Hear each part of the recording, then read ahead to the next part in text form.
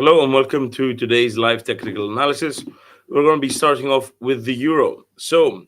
Fed Board Governor Bowman's comments yesterday could have been perceived as hawkish in nature, which may have supported the US dollar. Yet, if we look at our chart here on the 4 hour time frame, that does not appear to have been the case. Instead, we have seen a slight strengthening of the euro. So the question arises, why was the euro strengthening during yesterday's trading session if Fed Board Governor Bowman's comments were received as predominantly hawkish in nature? Well, personally, I would attribute that to the speech made by ECB President Lagarde. Now, Lagarde on Tuesday appeared to be predominantly dovish, implying that a rate cut is going to occur and it might have occurred soon, so opening the door for a possible June rate cut, which is why we may have seen the euro weakening. Yet yesterday, the comments made by ECB President Lagarde that the fight against inflation is not yet done appears to have been predominantly hawkish in nature, thus providing support for the euro. Now, this discrepancy between Tuesday and Wednesday, I would attribute to Fed Chair Powell's comments uh, earlier on earlier on yesterday, in which he appeared to be very hawkish, so implying that the bank is going to be maintaining current interest rate levels for a prolonged period of time. Such, I think ECB Lagarde has readjusted their statements to be more in line with that of the Feds. So we're seeing the euro moving in an upwards direction. Now, personally, I would bring my resistance to this old low, which is also the beginning of this upwards moving trend line. So within this area, between the two red lines that you can see here at 1.07243 and 1.0755, I would expect there to be resistance. And why? So this was an old low. This was an upwards moving trend line. So you saw an accumulation of buy orders moving higher, higher high, higher low, higher high. But then when it broke, came back lower. Note the wick of this bearish candle, which validated an upwards moving trend line. So this acted as a resistance barrier. Came back down to our old support level, fluctuated in between this range here. But when it managed to break below, it moved lower. So it broke below with this 4 hour candle. This bullish candle tried to pierce through, but closed on support and resistance, stayed on the resistance level, and opened at the resistance level before moving lower. So heavy resistance at this level. But since we can't have R1 and R2 that close to each other, we're going to be placing R1 at this old low, which coincides with the most recent price action as well. So R1 for me would be at 1.0725 if we're rounding it up as well. 1.0725. Now, the question now is about R2. We could take this old higher low as well as R2. Now, let's just zoom in. Note how I'm using the closing and opening levels of these two candles, so the bearish candle and bullish candle. It closed on 1.08095 and opened on it. It makes sense. But look, it wicked down lower, found support, and moved higher. So for me, the next test for the bulls, should they break above R1, could potentially be at this level. I see there was heavy support. This bearish candle, potentially driven by dovish comments made by ECB policymakers, pierced through, broke lower, and even broke below S2. For R3, we could keep it at this old high as well. So there is some distance between R1, R2, and then R3. So we can keep R3 there. For R2, we can put 1.08095, but then if we round it up, it becomes 1.0810.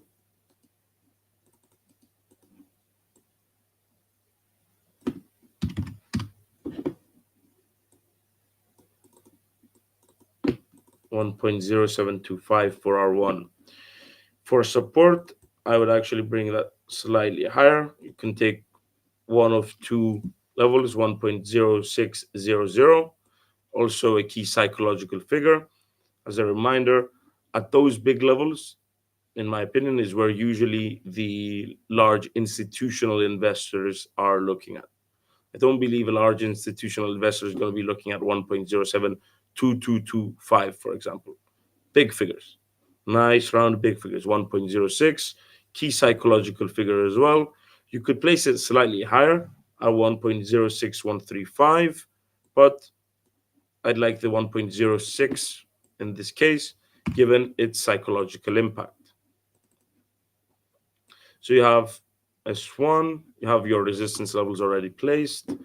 For support, we could keep the current levels 1.0445 and 1.0320.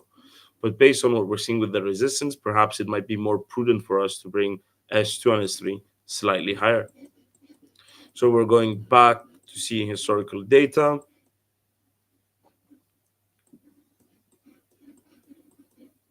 There we go. So this is RS1 now. We could bring S2 to this wick.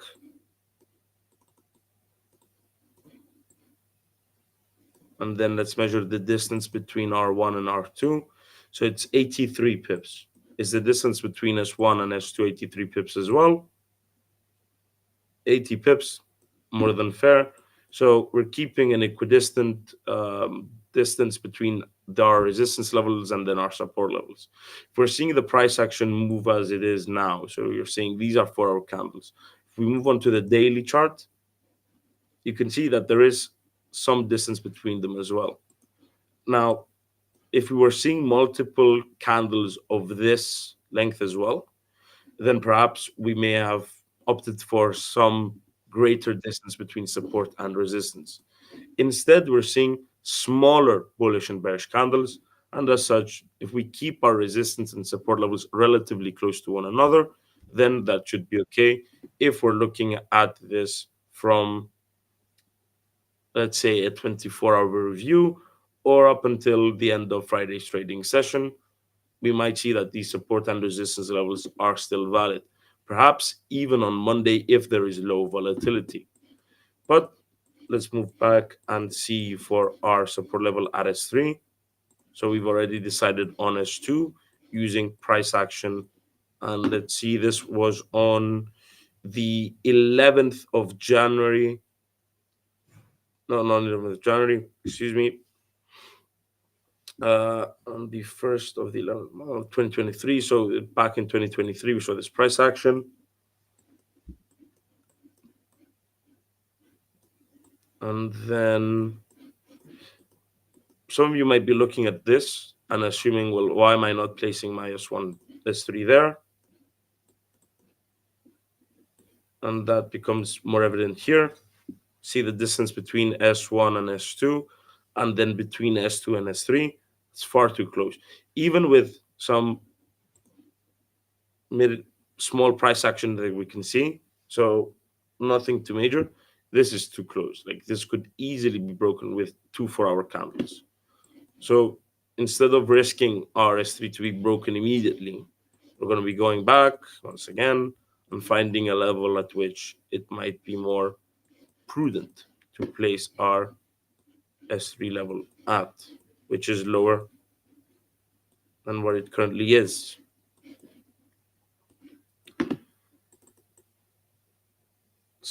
January 6th, that's S2 actually.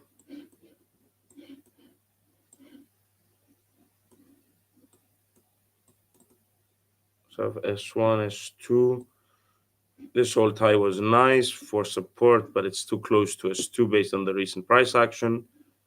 And thus we could take this old high, distance between S2 and S3 70 pips.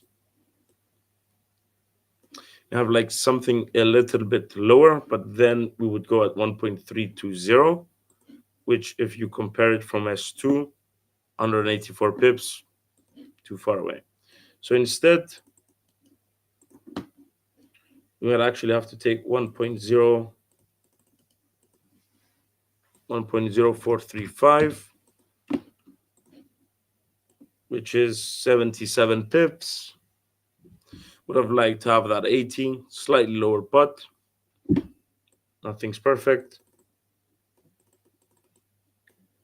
So we're keeping S3 at 1.0435. We've already stated our resistance levels, and now we're going to be looking at the current price action. So as I'm editing these text labels to make it that easier for you to see exactly where it is, have a look at what happened within the past day.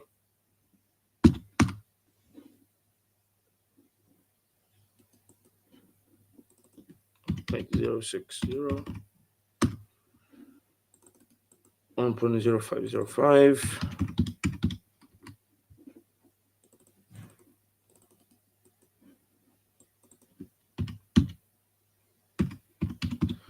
So price action broke down below, bounced off S1, narrowing of the Bollinger Bands. RSI at 50 implies a sideways bias, I would say. So sideways outlook or a neutral outlook between S1 and R1. This is a nice recovery. It's smooth, it's gradual, it's not too much for me to constitute this as a uh, bullish outlook. Because RSI is still at 50. It did come from 30, yes. So it implies that the bearish sentiment appears to have faded away, at least for now. You can see moving up, but it wasn't something significant. It wasn't that like this 4 hour candle here that dropped 82 pips within 4 hours. We're seeing a smoothening of the Bollinger Bands and a flattening it out of the moving averages, the 150 moving averages as well. So we could maintain our sideways price as long as it stays between S1 and R1. Now, some of you may have opted for a much closer resistance level, but then it would be too close to the price action. So let's just give it some room to move between S1 and R1. Now, if it stays between S1 and R1, we could maintain our sideways bias. If it manages to break below the 1.06 key psychological figure, we would switch for a bearish outlook. Whereas if it breaks above R1, we would switch for a bullish outlook. Now, the interesting story with the ECB is that it constantly says that it's not following the Fed. Yet we saw Lagarde being dovish on Tuesday and hawkish on Wednesday after Powell was hawkish on Tuesday evening. So whether they like it or not, it does appear that they are slightly influenced by the Fed. But that's my own personal opinion. So the way I'm seeing it is if the Fed is more and more hawkish, then we might see the ECB taking a more hawkish tone. But on the other hand, inflation in the Eurozone is much closer to the bank's 2% target than in the US. So I still believe that the ECB is going to cut first. The issue I think the ECB might be having with the Fed being more and more hawkish is that we might reach parity. We might reach €1 for $1, which might be bad for the common currency. Such, the ECB might tend to take a bit of a hawkish stance to counter that potential scenario. Nonetheless, from a macro perspective, I would be bearish for the euro and bullish for the dollar for this particular pair on the assumption that the ECB cuts rates faster than the Fed. For now, sideways bias, USD JPY. Now, note that it's bouncing off 154.50. If you're asking me, this is overbought. RSI is at 70, 75 actually. So it's not that overbought if you look at the technical indicator. If you look at the upwards moving trend line, it appears to be valid and moving in an upwards direction as well. Tomorrow, we're noting Japan CPI rates, which are expected to showcase easing inflationary pressures. Now, which could weaken the JPY. What I would think that the main discussion is a possible government intervention by the Japanese government in support of the JPY. The question is when. So the past month or so, we were anticipating a potential intervention at S1, which was 152. Some were saying 151, some 153. Now we're at 154, which makes it a very peculiar scenario. In the event of an intervention by the Japanese government, I would expect to see something like this, not this. If an intervention does happen, I would expect it to be fast and to have a significant impact on the market. So, once again, something similar to this bearish candle. If we drop down to the 4 hour chart, we can get a clearer view of the most recent price action. So, we could actually readjust R1 to this recent high, 154.67.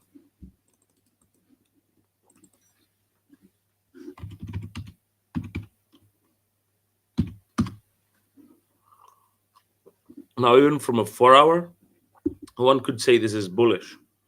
You saw a break above resistance turn to support, an accumulation of orders, Bollinger Bands being tilted towards the upside imply a bullish outlook. Now, what I am looking at though is that it's broken below the mid range of the Bollinger Bands. So we could see a temporary correction lower. So we can keep S1 around 52.70, but we could also hit 153.30 as a potential turning point. Let's put that into medium violet to distinguish it from support and resistance. So what does that mean? This might be a significant support level, but with it breaking below, it could correct lower. Maybe it needs more liquidity. It might want to take out people that have stop losses around this, I'd say, region. If it continues to validate our upwards moving trend line, we would maintain a bullish outlook. So this is on the 4 hour. So if you do see the price action coming back down to this under 53.3 level, if it stays above the upwards moving trend line, we would still maintain our bullish outlook. For us to switch, it would have to break below S1, which would coincide with the breaking below our upwards moving trend line. So for now, we would maintain a bullish outlook. This is a bit concerning. So within the next, I'd say 8 hours, I would like it to break above R1. If it does not, I would switch for a temporary sideways bias between S1 and R1. If it breaks below S1, switch for a bearish outlook. On the daily, a more clearer picture. So this could be a retracement before moving higher, keeping our support and resistance levels the same. On to the British pound. It's testing R1 at 1.2470 currently. The RSI is at 37, implying a bearish market sentiment. Our downwards moving trend line appears to be validated and has not been broken yet. I would ignore these two wicks. I think they just pierced through, took some liquidity, moved lower. Bollinger Bands appear to be tilted towards the downside, implying a bearish market sentiment as well. Now,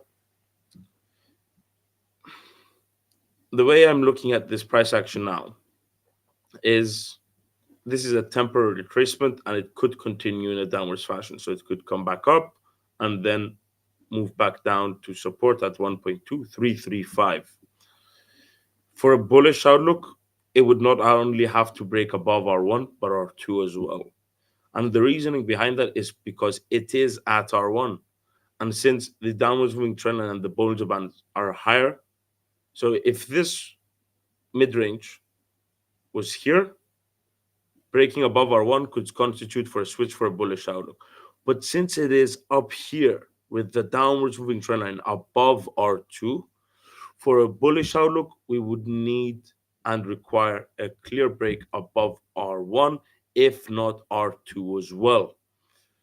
If it breaks above R1 and then it comes back down but doesn't form a new lower low, I would bring S1 higher to this low and then switch for a sideways bias. But if it does retrace up until this bullish candle and then comes back down, I would maintain a bearish outlook for the particular pair. For the Aussie, so we had Australia's employment data, which was released in today's Asian session. Now, the unemployment rate came in slightly lower than expected at 3.8% versus the 3.9% expected rate. But if you compare it to the previous month, it was still higher, but it came in lower than market expectations. So we might see some support for the Aussie. It could be perceived as hawkish. So If the unemployment rate is coming in lower than what market participants are anticipating, so economists that make their models, etc., then implies that the Australian labor market is stronger than what was expected, providing support for the Aussie, as it might influence or put pressure on the RBA to maintain or adopt a more hawkish stance. In terms of support and resistance, one could say this was resistance turned to support. Others may opt to use this low here. For us, I would opt to use this low as well. This could have been resistance turned to support, but with the price action that we're seeing now, I'm not that confident in this being a support level.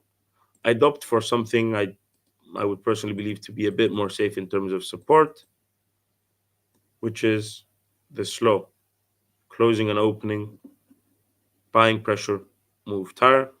It's broken our downwards moving trend line. As such, we would not maintain a bearish outlook.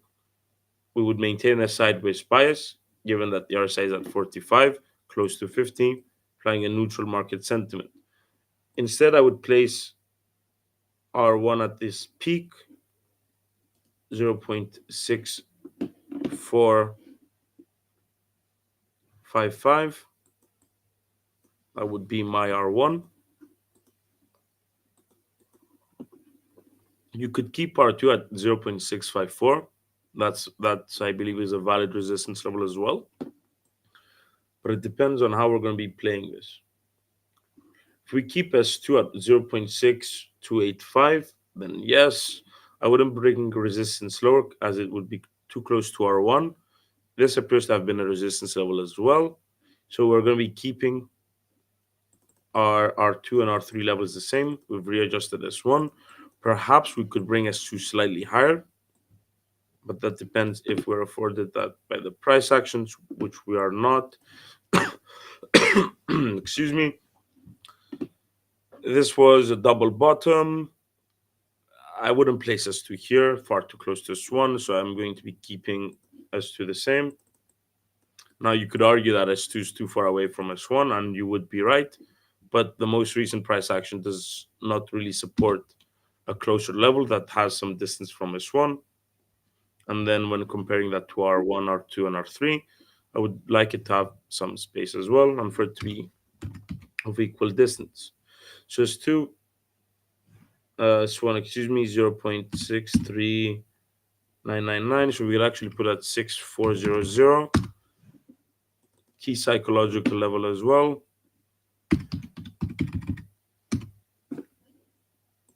0.64, 6285, 6195. So sideways between S1 and R1. But given that it's 30 pips difference, this could easily be broken. If it breaks above R1, bullish, breaks below S1, bearish outlook. Stays between, sideways. Moving averages appear to be smoothing it out as well, so implying some low market volatility. Oil is probably the story of the day. Note how it validated our support level that we have placed 84.10, and then 82 as well was validated. Three candles, if not a fourth, validating that this was support. It's broken below S2, so we maintain a bearish outlook for the commodity, taking aim at 79.10. Some of you may be wondering, well, why is oil moving lower when there are tensions in the Middle East? One could attribute this to Israel not wanting to induce a regional war.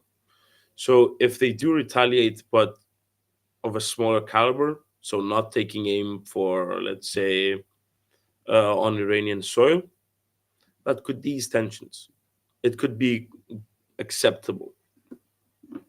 Such easing tensions and the reduced risk of an all out war in the Middle East might be driving oil prices lower. Furthermore, the EIA crude oil inventories figure, which was released yesterday, indicated an increase in oil inventories, which might imply a reduction in demand, thus potentially weighing on oil prices. If demand increases, then the price may increase as well, whereas if demand decreases, you might see the price moving lower. In terms of support and resistance, Let's bring this slightly higher. 82.25 as R1, 84.10 R2, 87.10 as R3. Support, we could take this old low here, closer to the price action, beginning of the upwards moving trend line. So next target 80.35 as S1. S2, one could place at an old high or even lower, too close to S1. So let's opt for something that's a bit further down. And here 78.20, so it formed a high, came back lower, managed to break above and then moved higher. For S3, taking this old low here, 75.90.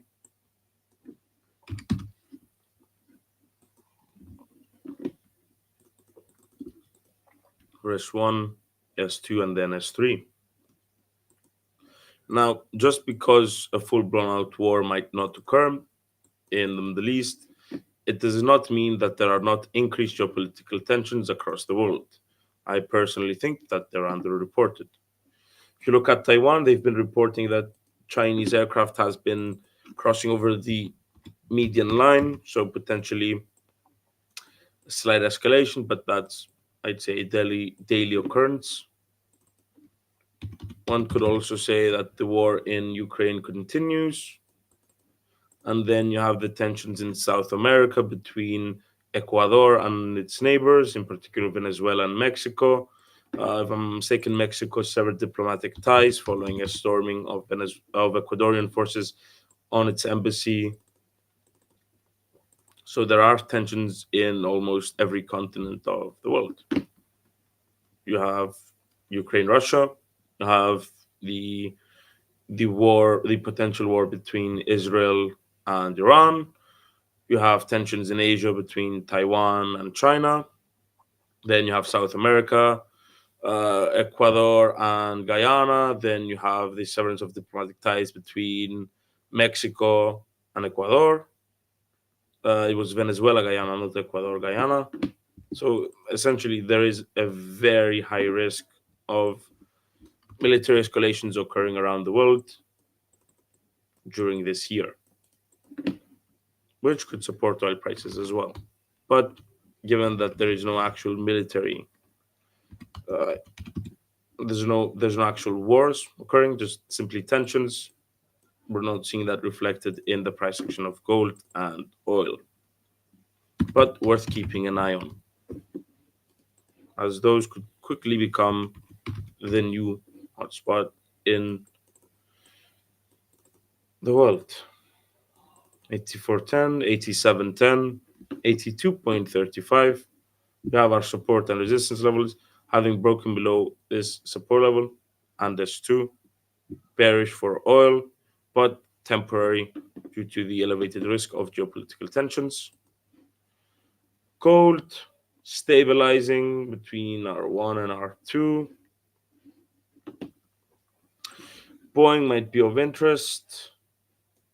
Now, once again, a whistleblower is testifying before Congress, essentially, and I quote, he was told to essentially, once again, a quote, to shut up, which is an issue when you're thinking that this company was making airplanes, might further weigh on the company's stock price as Boeing's safety procedures continue to be eroded in terms of the public eye. So, reduced trust for flying on planes made by Boeing, might reduce orders for Boeing in the future, thus, might further weigh on the company's stock price. I have maintained the bearish outlook on the company's stock price since the beginning of the year when the door blew off from an Alaska Airlines flight, and I will continue to maintain my bearish outlook up until something changes with that company. Technically, it appears my view is also supported. Bollinger Band is tilted to the downside, same with the moving averages. RSI 30 implies a bearish market sentiment. So it appears that I am not the only person who is bearish for Boeing's stock price. Note they're also releasing earnings next week, which might be interesting. So let's do a technical analysis on gold. R1 now becomes S1. So this to green. 2,360, 2,332 as is 2, but let's just move this.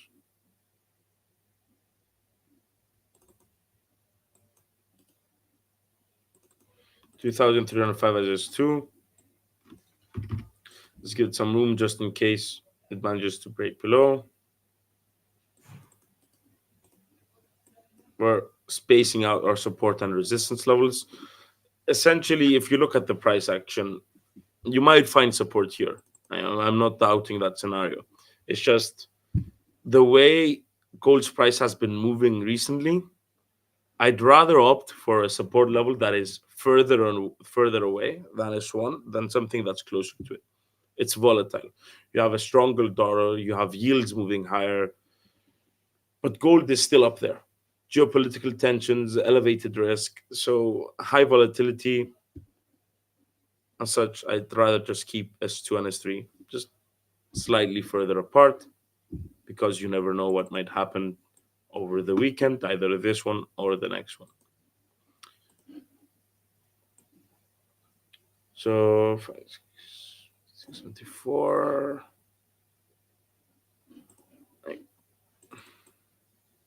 I mean, we do have to put resistance at the all-time high figure.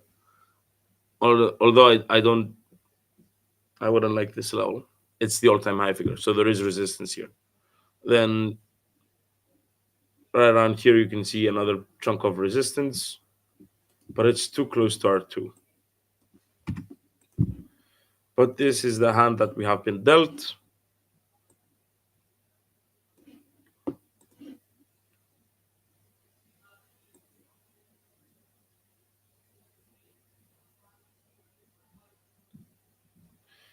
$2,480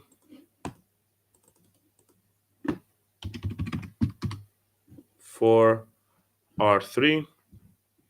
If it breaks above R1, I would switch for a bullish outlook, despite this being the all-time high figure, because it's too close. If it does manage to break above R1, bullish outlook, potentially forming new all-time highs, taking aim then potentially for our hypothetical R3 at 2,480,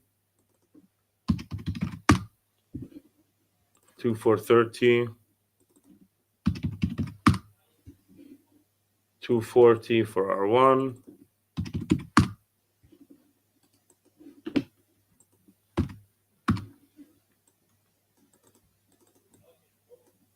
Technical point of view, Bollinger Band's narrowing. So it might be moving a sideways fashion between S1 and R1, RSI at 50. But I would personally look towards the geopolitical tensions, depending on releases coming out from military officials or the risk of an escalation of war. This could easily change. So even if it implies that there's low market volatility, from a fundamental point of view, I still think the risks are elevated. But from a technical, that's what the chart shows. So we would maintain a sideways bias for now. But from a more macro perspective, I would maintain a bullish outlook if we see a retaliation by Israel on Iranian soil. For now, sideways between S1 and R1. If it breaks below S1, bearish outlook down to S2. Lower than that, we have S3.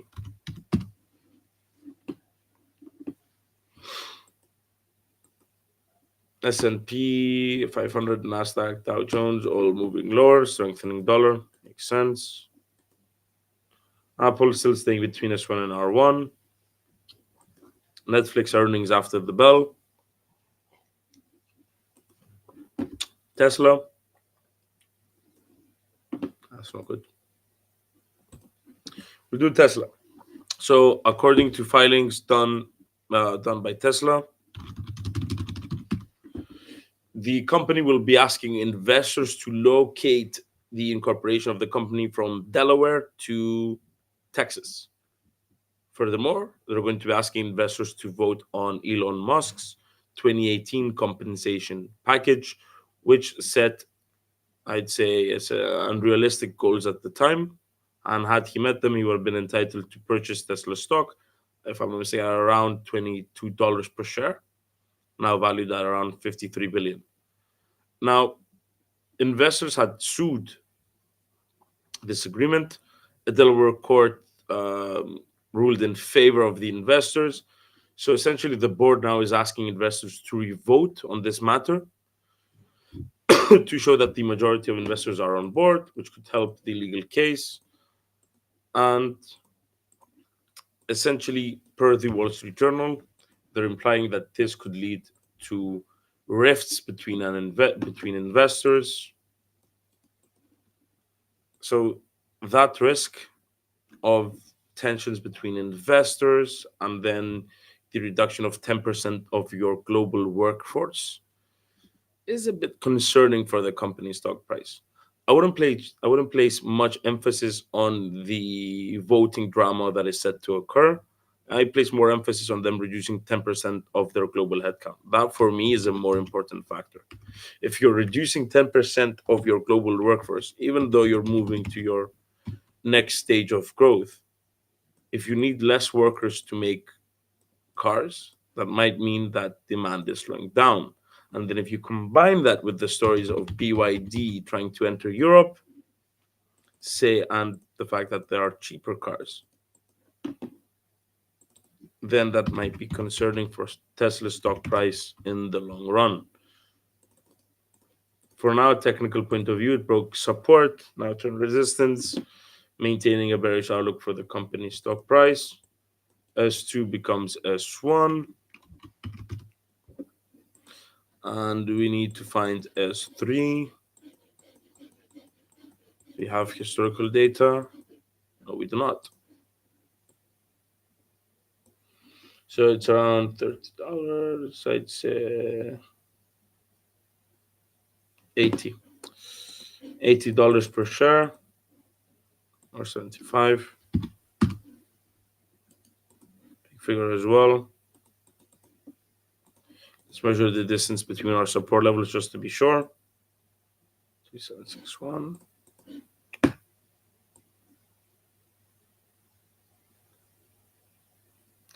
3539.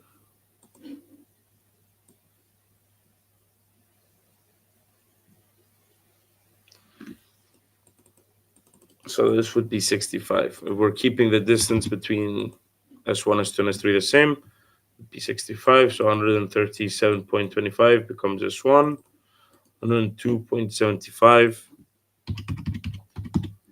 becomes S2. By the way, the possibility of Tesla expanding into India as well, if I'm not mistaken, Elon Musk is meeting with President Modi or Prime Minister Modi. Might be able to make the cars cheaper. Could increase sales in the future, but for now, bearish outlook on the company stock price. S1, S2, S3, R1, R2, R3. RSI 32 implies a bearish market sentiment for the company's stock price. And I would be awaiting the company's earnings, and in particular, the earnings call transcript with their outlook for the rest of the year. And with that, I think we are done for today. Thank you for watching, and I'll see you next time.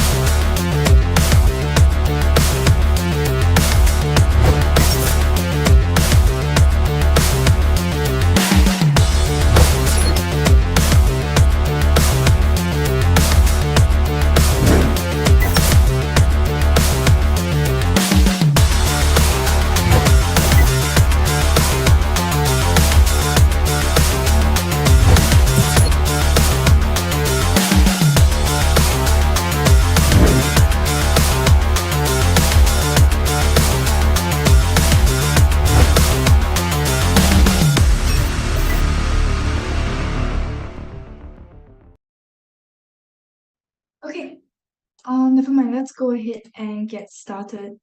So today's webinar will be on martingale strategy. Okay, I personally don't use this super often. This is more of a way of strategy to cut down on your losses, but we'll just go through them, just go through a couple of strategies and how you can incorporate them into your trading strategy right now. Okay. Okay, so as per usual, just a risk warning. Our products are traded on margin and carry a high level of risk, and it's possible to lose all your capital. These products may not be suitable for everyone, and you should ensure that you understand the risk involved. Disclaimer, the information in this webinar should not be considered investment advice or an investment recommendation, but instead educational material only. So the material in this webinar is just a personal opinion of the authors, and the client's investment objectives and risk tolerance have not been considered.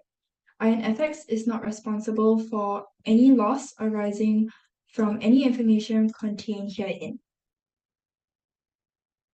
Okay, redistribution of the material is strictly prohibited.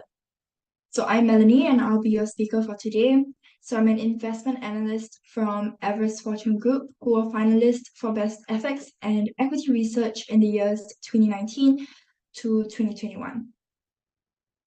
Okay, so here's our agenda for today. We'll just go through a brief intro on what exactly martingale strategy is, and then how it works, the pros and the cons of the strategy, and some trade management if you intend to use martingale.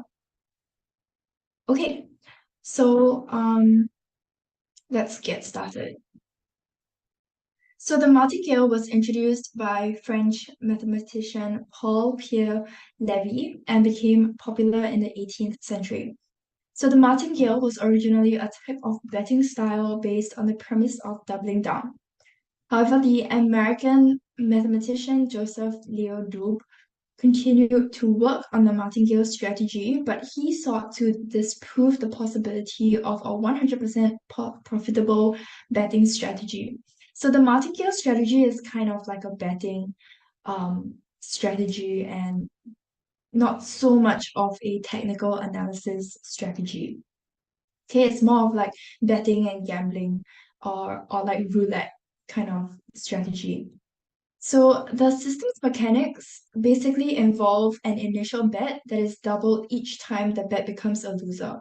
So given enough time, one winning trade will make up for all of the previous losses. So that's why I mentioned a roulette wheel, because if you think about the zero and the double zeros on a roulette wheel, which was then introduced to break the martingale's mechanics by giving the game more possible outcomes.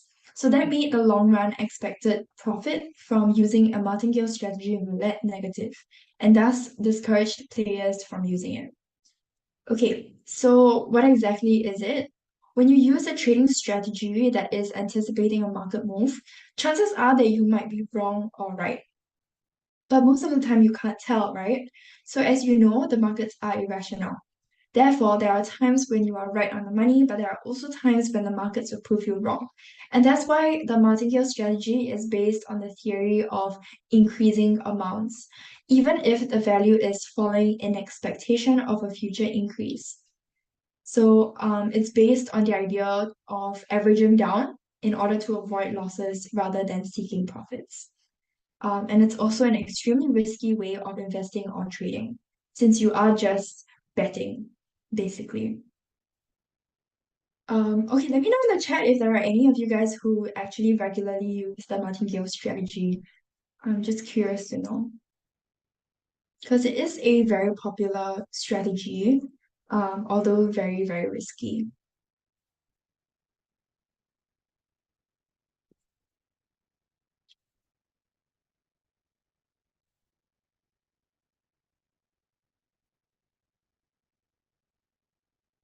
Okay, let's move on. So here's an example of the martingale strategy. So you can imagine it's basically coin flipping.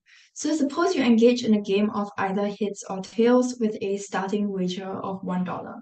So there's an equal probability of it being heads or tails. So if you lose, you would double the wager on the next bet in order to essentially cover your losses. As long as you stick with the same call, you would eventually, given an infinite amount of money, you would eventually see the coin land in your favor. And it will also recoup all of your losses plus an additional dollar. So the way of visualizing this is to basically understand the basics or the underlying theory of the martingale strategy.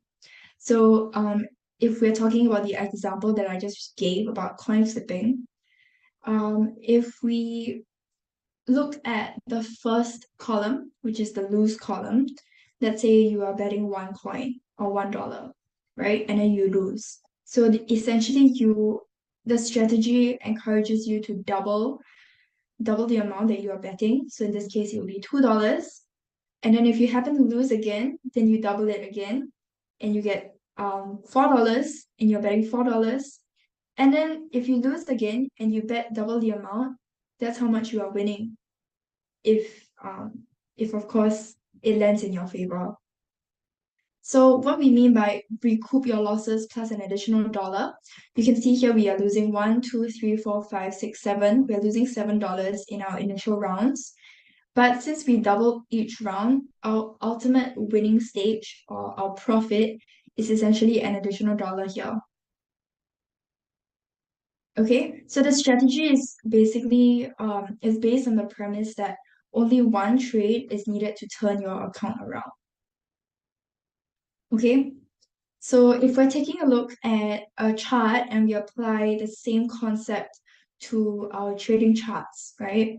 You can see here, if we ignore all of this, we start off at this first buy one lot area. Okay, so we buy one lot and then we see price continue to drop. Okay, so we can see that we're obviously going to make losses since price is moving in the opposite direction, right? So price is dropping, I'm losing money, but instead of cutting my losses or getting out of the trade, right, I decide to buy two lots instead. So I'm doubling it using the same concept of the coin flipping strategy in my previous example. I'm doubling my lots here. I buy two lots. And I can see even though price did increase by a little bit, it reversed and it ultimately continued to drop. So I'm actually losing three lots now. Okay, so I'm losing some more money. And then instead of getting out the trade again, I'm buying four lots. So you can see it's a very risky trading strategy, and yeah, I probably would not recommend it unless you're trying to cut your losses. But yeah, this is basically how it works. So we buy four lots, right? And you can see price did increase a little bit, okay? And then it dropped again. So now that it dropped, going by the same martingale strategy, I will double it again, buy 8 lots, continues to drop. So I've essentially lost all of these lots, okay? Which is a huge loss if you think about it.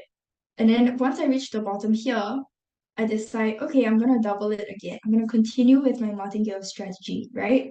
So I buy another 16 lots here. But instead of continuing to drop, my luck changes and the chart decides to reverse off and it's heading upwards again. So now that it's heading upwards, I can imagine that now that I have 16 lots, I'm making back all of these losses. Okay, and I can see that it's really increasing, it drops and it continues to increase from this support level here at the 0.98803 level. So, okay, so it bounced off this support level and it continues to rise up, enabling me to make back all of my losses as well as a little bit of profit. So that's essentially the theory behind martingale. Okay. Let me know if you guys have any questions. Okay, so it's a popular strategy, as I mentioned earlier. And one of the reasons why it's really popular in currency market, so like Forex, is that currencies, unlike stocks, rarely drop to zero. So although companies can easily go bankrupt, most countries would only do so by choice. So there will be times when a currency falls in value, but even in cases of a sharp decline, the currency's value rarely reaches zero. So the FX market, another advantage that it offers is that it makes it more attractive for traders who have the capital to follow the martingale strategy. So the ability to earn interest allows traders to offset a portion of their losses with interest income. So that means that an astute martingale trader may want to use the strategy on currency pairs in the direction of positive carry. So, in other words, they would borrow using a low interest rate currency and buy a currency with a higher interest rate. Okay, but as we mentioned earlier, for this method to work, the underlying assumption is that you have an infinite capital, which in most cases is unrealistic. Okay, because the money in your pocket is always going to be less than the chance that the next operation is a loser or the price goes against you. Okay, so let's take a look at another example here. So you can see price is moving upwards at the start, right? So at this resistance, I decide to buy one lot because I expect the price is going to continue in this increasing trend. But instead of continuing, it reverses off of my resistance at 1.12417. So it reverses and then it hits down. At this swing low, I decide to buy two lots. Okay, so it goes up and I do make back some of my losses. However, it reverses back down again. And it reverses up, and at this swing high, I buy another lot. Okay, so essentially for every lot that I lose, I'm doubling it, okay, to earn back what I lost earlier, and then restart that. Okay, so over here, once I've made back my losses, here I'm buying once again, buy one lot, but instead of increasing, it drops again. So now it drops again, I'm buying two lots, I'm doubling it, it increases just as I expected, I make back my losses, and then it drops again. So it's the same kind of concept. Lastly, price increases, I buy one lot, it drops, and I buy two lots. And you can see it really increases, really moves upwards. So I really am earning back my losses as well as a little bit of profit. Okay, but of course, you wouldn't know whether price is going to continue to go up or it's going to reverse, which is why it's an entirely based on luck and bets. Okay. The reverse martingale, okay, is basically looking at 0.5 lots. So instead of doubling it, in this case, we are dividing by 2, okay, or looking at a factor of 2. So here at my first swing low, we have buy one lot. So I expect it to go up, I make that profit, and then I buy another 0.5 lot. Okay, because I didn't make any losses. Price moved upwards just as I expected. So I buy 0.5 lot and moves upwards just as I expected. And I buy another 0.125 and it rises and buy another 0.06 and it rises. Okay, so this is the anti-martingale strategy, which I personally don't use, but you can let me know in the chat if you use this and you think that it's useful.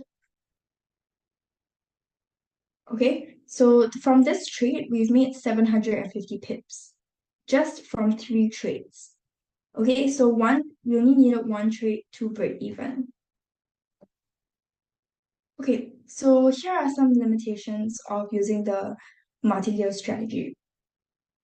So when you use a trading system that is anticipating a market move, chances are that you might be wrong or right. So there's equal probability. but you cannot be right all the time because you know that markets are irrational.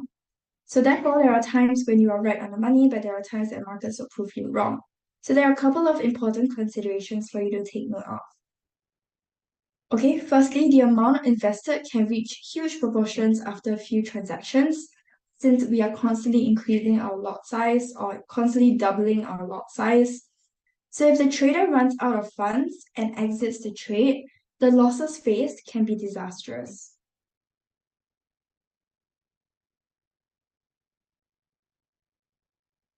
Yeah, you've used it before.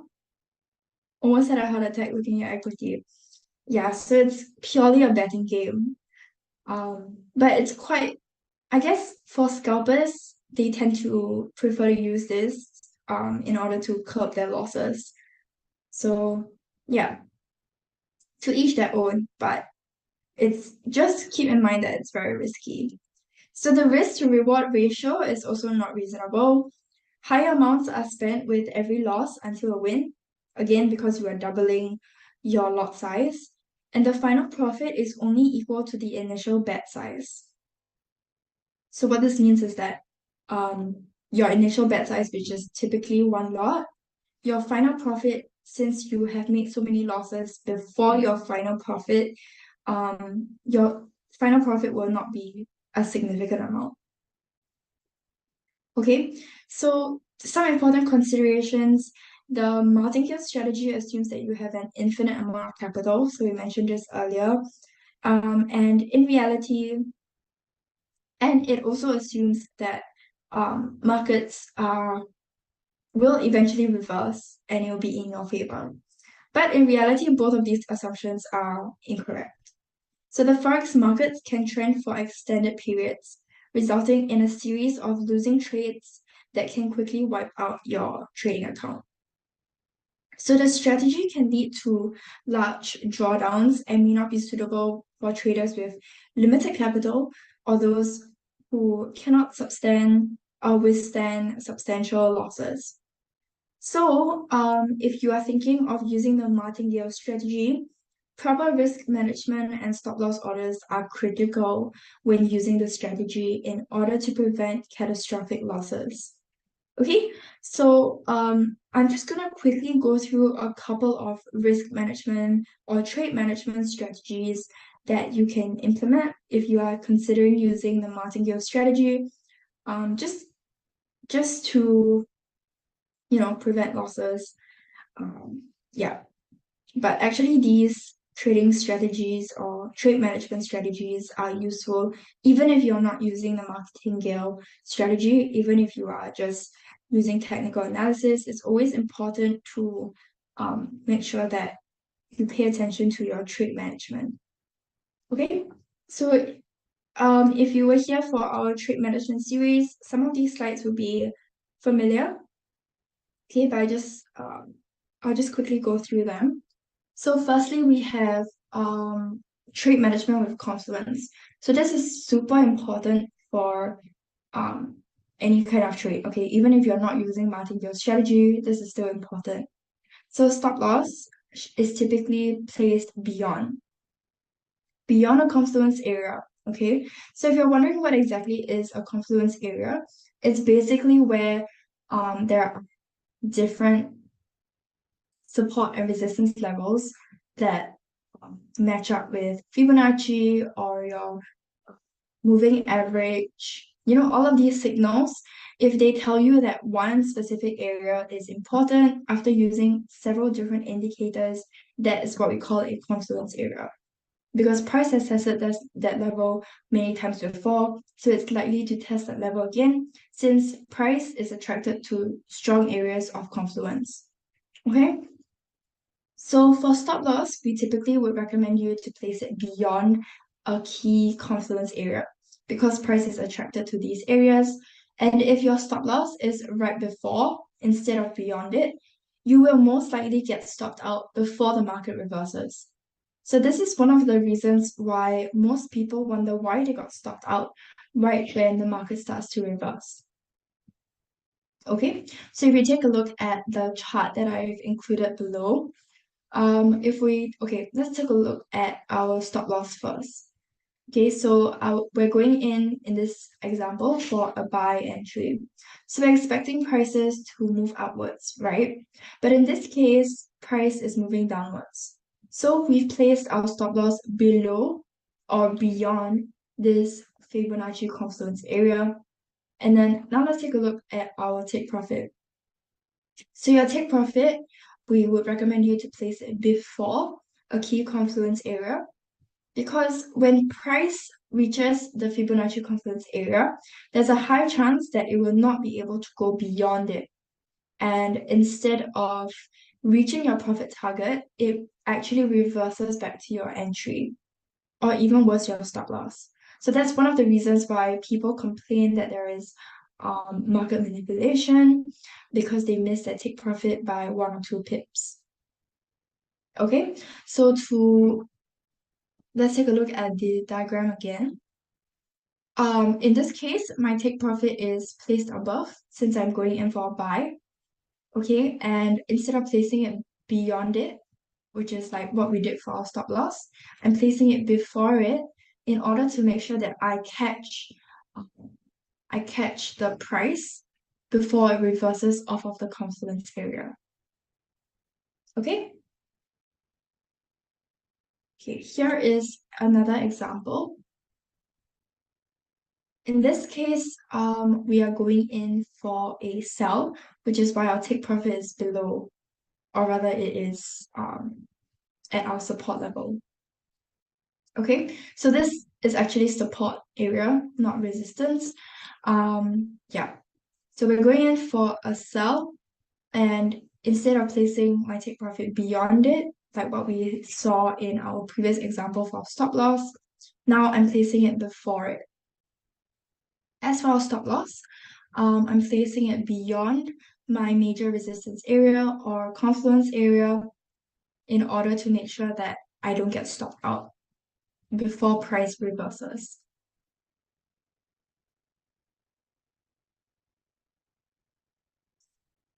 Okay.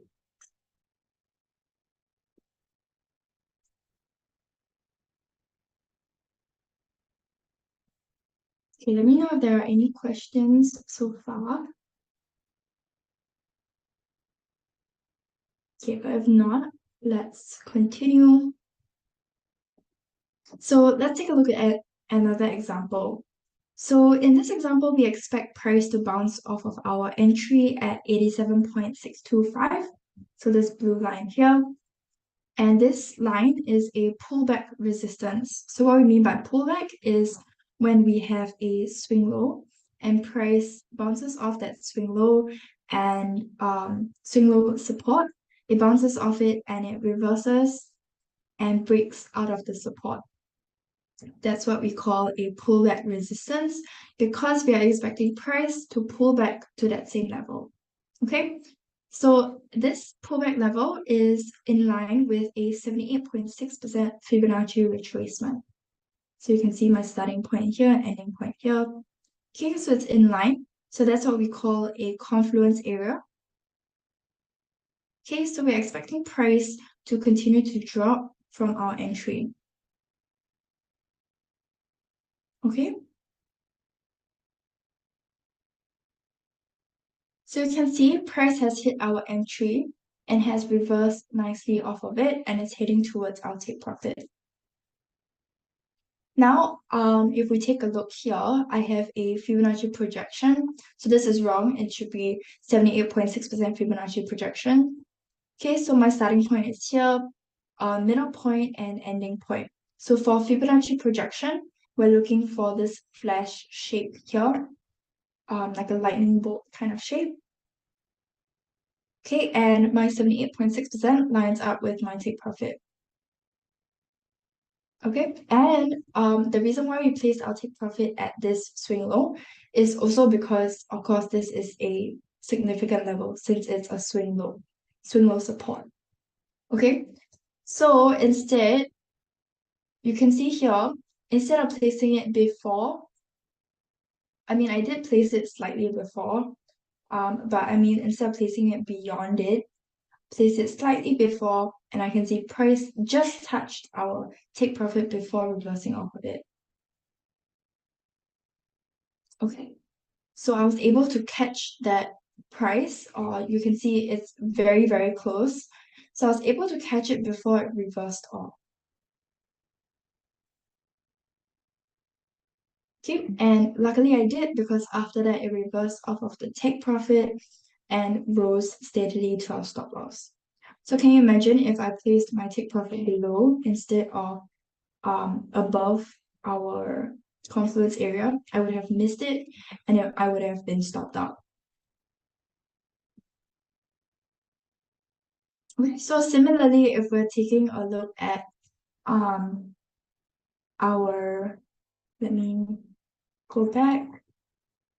Okay, if I'm applying it to maybe over here, our martingale strategy. Okay, my entry point will probably be here, right? If I'm going in for buy. Okay, and then my stop loss would probably be somewhere up here, since my previous price has reached this resistance level. So my stop loss would probably be beyond it, in order to make sure that I don't get stopped out in case of price, in case price breaks out. Okay. Oh, actually, if I'm going in for a buy, I will place my take profit on top. Okay, and my stop losses will be below. Okay, since obviously I'm going in for a buy. But in this case, because we are using the martingale strategy, you don't want to be stopped out. Like no matter what, you don't want to be stopped out. Okay, so if we take a look here, okay, this is kind of a bad example, but we would try and find an area where we can expect price. Okay, maybe over here. I don't know if you guys can see my mouse, but you can see price kind of has this overlap support level here, because we have a kind of a swing high here and a swing low here, okay, that line up in the same level.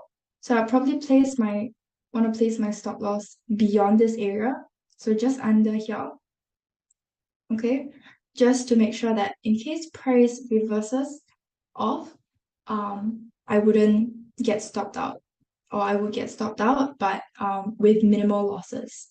Okay, but luckily in this case, we see price continue to move upwards, and then we earn back our losses from our first entry. Okay, so that's what I mean by trade management is super important if you're using the martingale strategy. In this case here, let's take a look at the buy one lot. Okay, your take profit will probably be um maybe here at this swing high here, and then my stop loss would probably be just under here. Okay, so if I'm going in for a buy here, okay, I can see price didn't increase at all. In fact, it reversed and it hit it down, but we didn't get stopped out because our stop loss is beyond this swing low support level. So we place it below it or beyond it, then we're not stopped out, and then we earn back our losses again. Okay, I hope I explained that clearly. But yeah, I just wanted to give you guys an example of how you can use this for martingale. Okay, here's another example with a couple more Fibonacci levels. Okay, so our second example looks at the Kiwi and Japanese yen. So price looks like it's dropping, right? We have this descending trend line, but price recently broke out of it. So that's a sign that price is, or rather a reversal in trend. That's a sign of a reversal in trend. So our entry is placed here at this swing low, or rather this overlap resistance. Okay, because overlap, because it basically means that there are bulls and bears that are respecting that area. So we have swing lows and swing highs that line up in the same level. Okay, so we're going in for buy entry. Okay, going in for a buy entry towards this take profit. So how do we know this where to put our take profit in this case, because we make use of our Fibonacci levels. Okay, here you can see we actually have three different types of Fibonacci. So we have the minus 27.2% Fibonacci expansion, the 127.2% Fibonacci extension, as well as the 78.6% Fibonacci projection. Okay, so we have all of those levels that line up in this area here, and that's why we decide to put our take profit here. Okay, so here's what happened. Since we place our take profit beyond the confluence area, okay, above it or beyond it, instead of before it, as we mentioned earlier, okay, instead we placed it beyond it, and so price reversed off of our confluence area, and we missed our take profit by very few pips. So instead, what we should have done is to put our take profit below, just below it, and price hits our take profit nicely before reversing back down to our entry.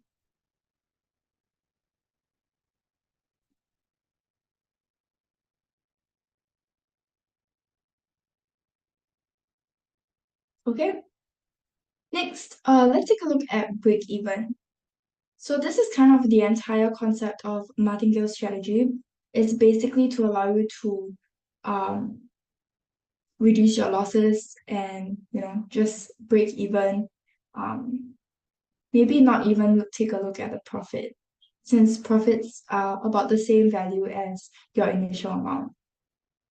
Okay, so break even is basically a level where you are in profit and recognize that there is a risk of reversal, which means that price is likely to hit back to your entry. So the level is basically you saying, if I'm right, then price should go all the way to my target. But if it goes back to my entry, then I'm wrong and I should get out ASAP.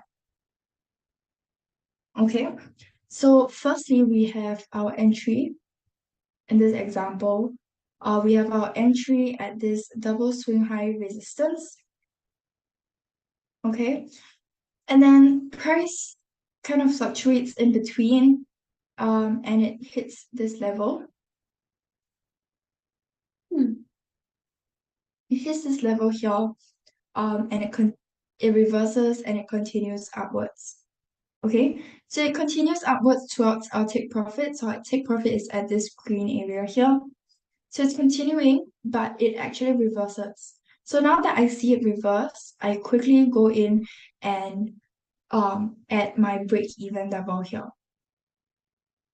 Okay, this is where my break even is at, this swing high resistance, and my break even is triggered at this level. Okay, so I see price continue upwards, reverse down, and hit my break even. And then what I'm going to do is I'm going to shift my stop loss line from below here to over at our entry. Okay, so we do this in order to break even and protect our position. So if price continues to rise, that's great. We'll probably hit our take profit. But if it doesn't, which you can see in this case it didn't, we do want to be protected. Okay, so we got out of this losing trade at break even. Now, if we take a look at the next example, which is idea invalidation, it's kind of the same concept, but in this case, we are placing the idea invalidation level before the stop loss. Okay, but same thing, it's basically the level where you admit that you are wrong and you want to get out of the trade. So when this level is reached, your take profit is moved to your entry, giving you a small chance to get out at break even. So in the previous example for break even, we moved our stop loss levels. For idea invalidation now we are getting out and just taking a bit of profit. Okay, let's take a look at this example. Our entry is here at this double swing high again. So I'm going in for a sell entry now in this case. Okay. So in this case, I am looking for a sell entry, so I'm moving downwards. Okay, I see price dropping towards our take profit, but instead of continuing, it reverses and it hits back towards our entry. So I can see my entry here. It actually breaks out of my entry and it hits upwards. Okay, it hits upwards and it triggers my idea invalidation level. Thankfully, instead of continuing to our stop loss, it reversed off of the idea invalidation. And then we admit we're wrong, and then we get out of the trade by moving our take profit to the entry. Okay?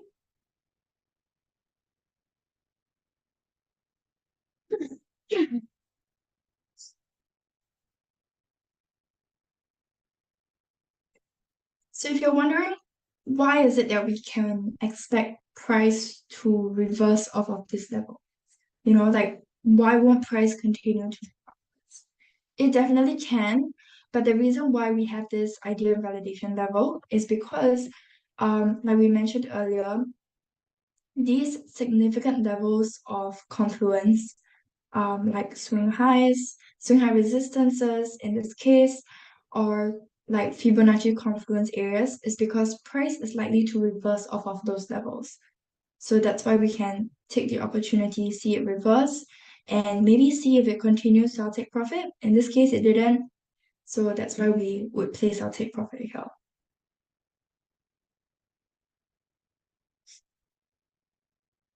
Okay?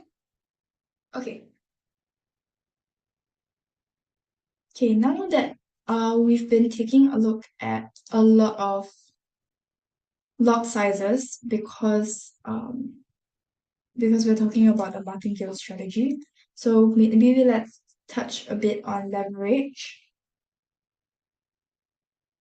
Okay, so leverage in trading basically refers to the use of borrowed funds or margin to increase the potential return on investment. So, in other words, it allows traders to control a large amount of assets with a relatively small amount of capital.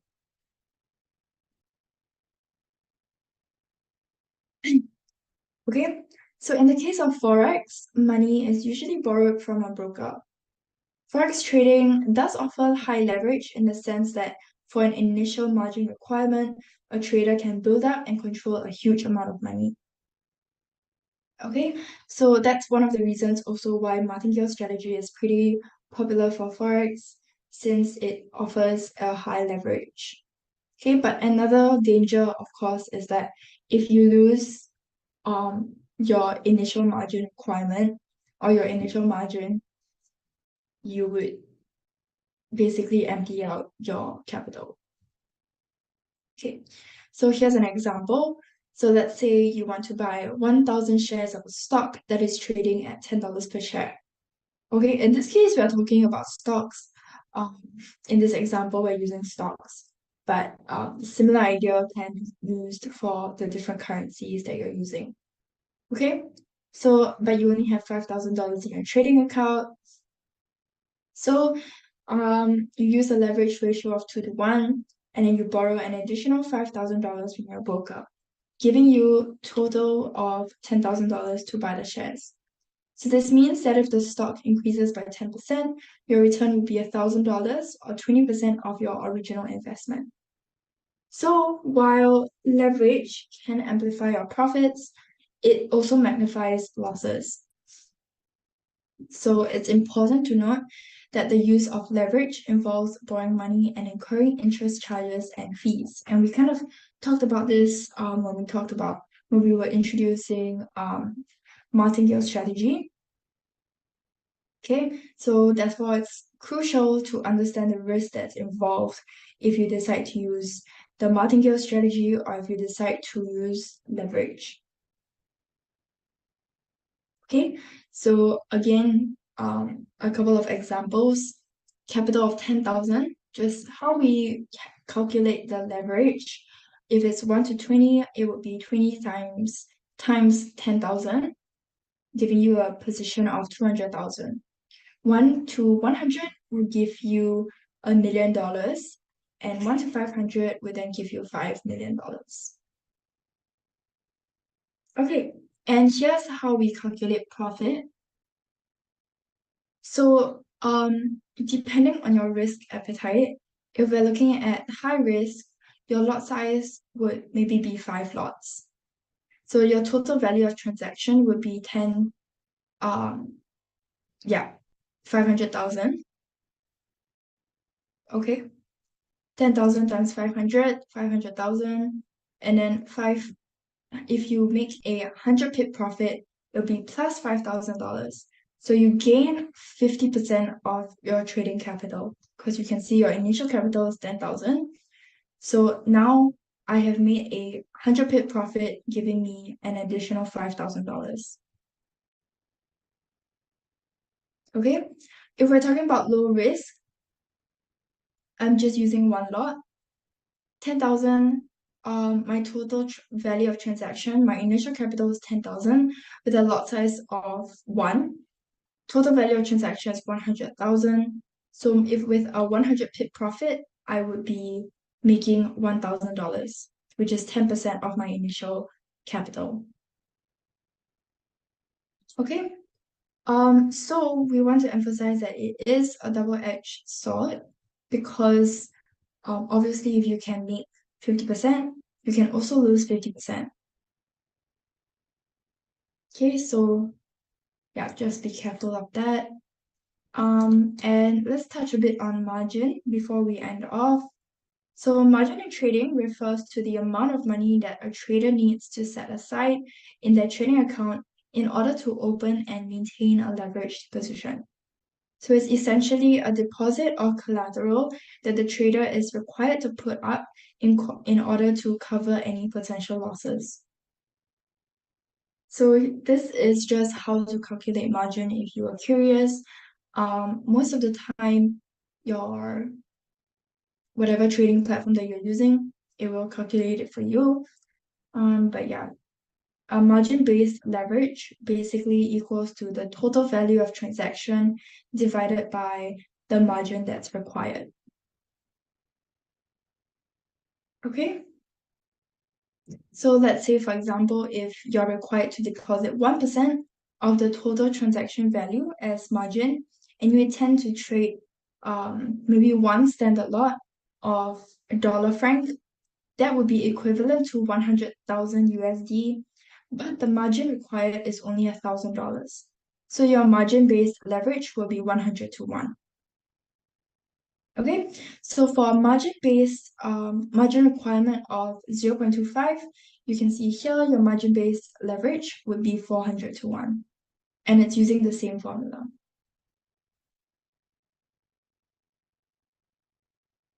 Okay, leverage in the forex markets tends to be significantly larger than the 2 to 1 leverage that's provided on equities, and even the 15 to 1 leverage provided in the futures market. So although 100 to 1 leverage may seem extremely risky, the risk is significantly less when you consider that currency prices usually change by less than 1% during intraday trading. Again, this is why martingale strategy is really popular amongst scalpers who are trading forex. Okay, so traders should choose the level of leverage that makes them the most comfortable. If you're conservative and you don't like taking many risks, or you're still learning how to trade forex, a low level of leverage would maybe be better, like 5:1 or 10:1 might be more appropriate. So for more seasoned or risk-tolerant traders, then you might be comfortable with 50 to 1 or 100 to 1.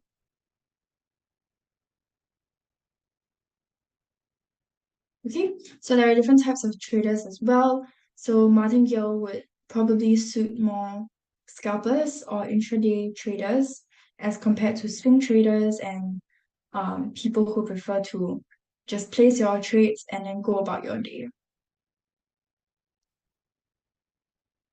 Okay, this is just some examples from MT4.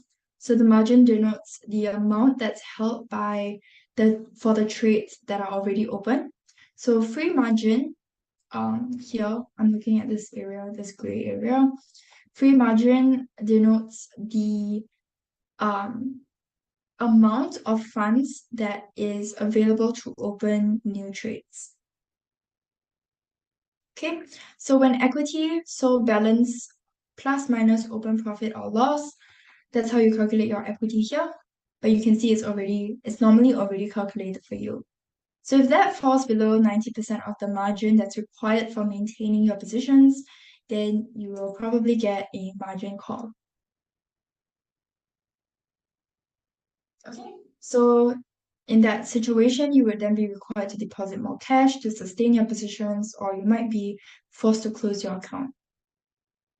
Okay, stop out. So margin denotes the amount held for the trades that are already open. Free margin falls below 50% of the margin required for maintaining your positions. Positions will be automatically closed in order for the largest losing position to be the smallest. Okay, and let me know if you guys have any questions, but that brings us to the end of our webinar. And yeah, let me know if you guys have any specific questions about martingale or anything like that.